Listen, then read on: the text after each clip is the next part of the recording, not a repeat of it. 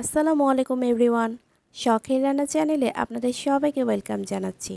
দারুণ সুস্বাদু আবার রান্নাটাও ভীষণ সোজা, এমনই একটি রেসিপি নিয়ে হাজির হয়ে গেলাম।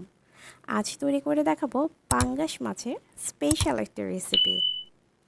চলুন চলে যাওয়া যাক মূল রান্নায়। চুলায় একটা প্যান বসিয়ে দিয়ে দিলাম 1/4 কাপ রান্নার তেল। তেলটা সামান্য গরম হয়ে এলে দিয়ে দিচ্ছি 1 কাপ পেঁয়াজ কুচি। পেঁয়াজটা সফট হয়ে আসা পর্যন্ত ভেজে নিতে হবে।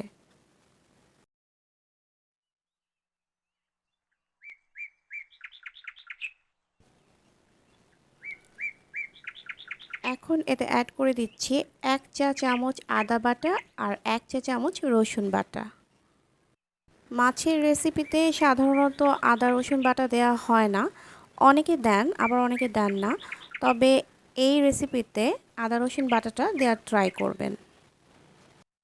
এখন এতে অ্যাড করে দিচ্ছি সামান্য একটু পানি। পানিটা ফুটে উঠলেই মশলাগুলো অ্যাড করে দিব। অ্যাড করে দিচ্ছি 1 চা চামচ হলুদ গুঁড়া,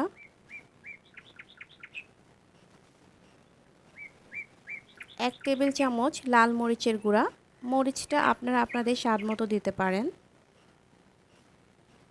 দিয়ে দিচ্ছি 1 চা চামচ ধনে গুঁড়া,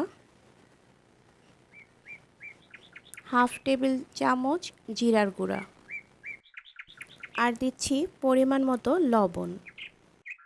সবগুলো মশলা একটু ভুনে নিতে হবে।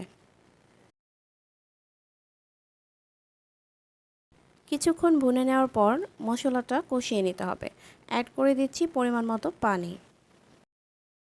মশলাটাকে খুব ভালোভাবে কষিয়ে নিতে হবে। ঢেকে দিয়ে অপেক্ষা করছি।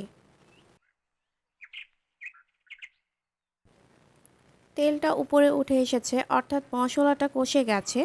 এখন এতে অ্যাড করে দিচ্ছি 1 কাপ পরিমাণ পানি।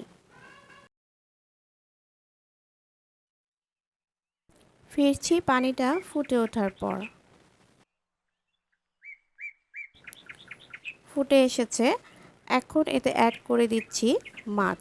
এখানে আমি 7 পিস পাঙ্গাস মাছ খুব ভালোভাবে ধুয়ে নিয়েছি। এক এক করে দিয়ে দিচ্ছি।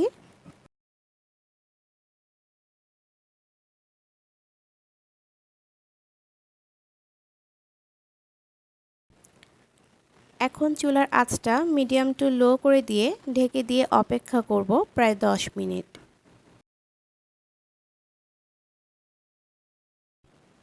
10 মিনিট পর মাছগুলোকে একটু উল্টে দিতে হবে।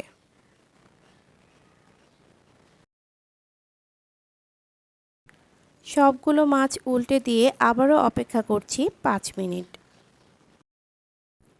ফিরে এলাম 5 মিনিট পর। এ পর্যায়ে মাছের পিসগুলো নামিয়ে আপনারা কাটা ছাড়িয়ে নিতে পারেন। আমি আর কাটা ছাড়াচ্ছি না, আমি এভাবে একটু প্রেস করে মাছগুলোকে ভেঙে নিচ্ছি। একটু উল্টে পাল্টে নেড়ে দিচ্ছি আর চুলার আঁচটা এ পর্যায়ে একটু বাড়িয়ে দিচ্ছি। এই ফাঁকে একটু কথা বলে নেই, আমার ভিউয়ার্স যারা আছেন এবং যারা আমার চ্যানেলটি সাবস্ক্রাইব করেছেন তাদেরকে অসংখ্য ধন্যবাদ, এবং যারা এখনও চ্যানেলটি সাবস্ক্রাইব করেননি তারা প্লিজ প্লিজ চ্যানেলটি সাবস্ক্রাইব করে দেবেন। দিয়ে দিচ্ছি 6-7টি কাঁচামরিচ। এখানে আমি কাঁচামরিচগুলোকে মাঝখান থেকে চিড়ে দিয়েছি। এই পর্যায়ে অনবরত নাড়তে থাকতে হবে, নয়তো নিচে লেগে যেতে পারে। অ্যাড করে দিচ্ছি 5-6টি লেবু পাতা। এখানে আমি ফ্রোজেন লেবুর পাতা মাঝখান থেকে 2 ভাগ করে দিয়েছি। আপনারা চেষ্টা করবেন ফ্রেশ লেবুর পাতাটা দিতে।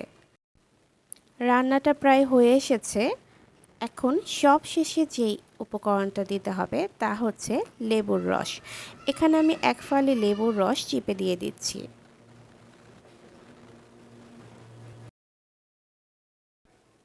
একটু মিশিয়ে দিচ্ছি আর মিনিট 3 পর চুলা থেকে নামিয়ে নিতে হবে।